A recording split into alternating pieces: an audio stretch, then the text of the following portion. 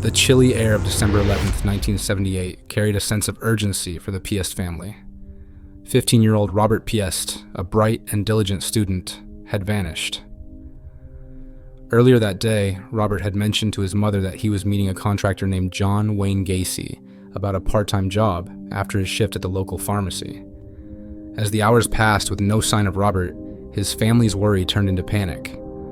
They reported him missing to the Des Plaines Police Department, setting off a chain of events that would unravel one of the most horrifying crime stories in American history. Detective Mike Albrecht and his team were assigned to the case.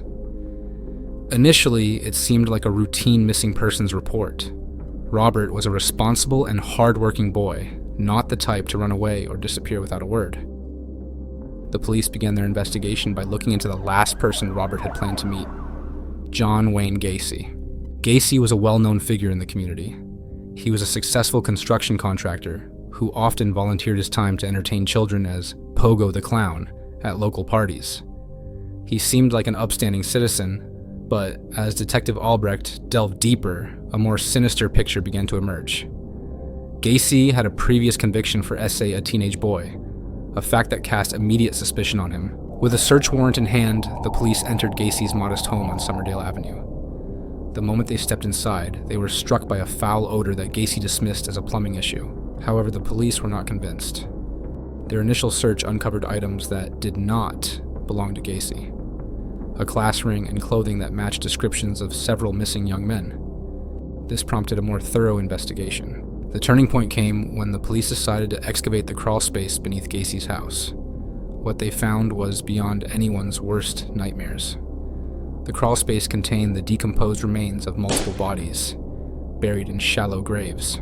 The stench that Gacy had blamed on plumbing was actually the result of his gruesome activities over several years. As the evidence mounted, Gacy was brought in for questioning. He initially denied any wrongdoing, but the sheer weight of the evidence and persistent interrogation broke him down.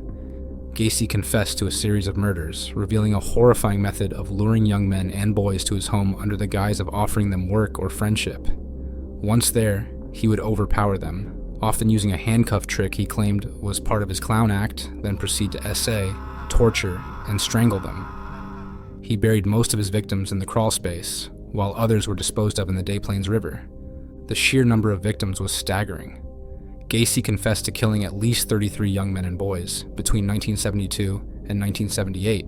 His victims were often runaways, or young men who had been lured by the promise of employment or kindness from a seemingly trustworthy man.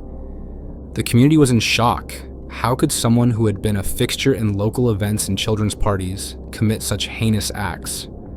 The media frenzy that followed turned the killer clown into a household name, and the public was gripped by the unfolding horror. Gacy's trial began on February 6, 1980, and quickly became a spectacle. The courtroom was packed with journalists, families of the victims, and curious onlookers. Gacy's defense team tried to argue insanity, claiming that he was not in control of his actions due to his troubled past and abusive childhood. However, the prosecution was relentless. They presented overwhelming evidence, including photos of the victims, testimonies from experts, and heart-wrenching accounts from the victims' families. On March 13, 1980, the jury found Gacy guilty on all counts.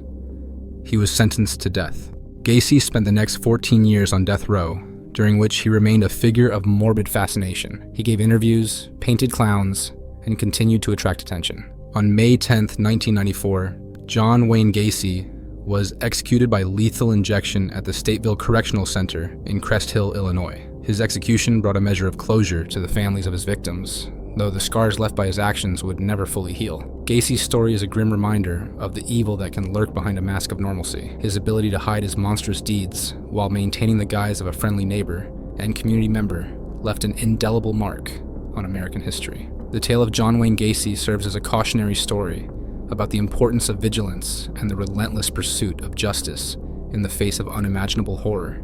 If you like watching such stories, then check out another interesting story by clicking the left video. Don't forget to like and share the videos, and lastly, if still haven't subscribed, click the right circle to subscribe.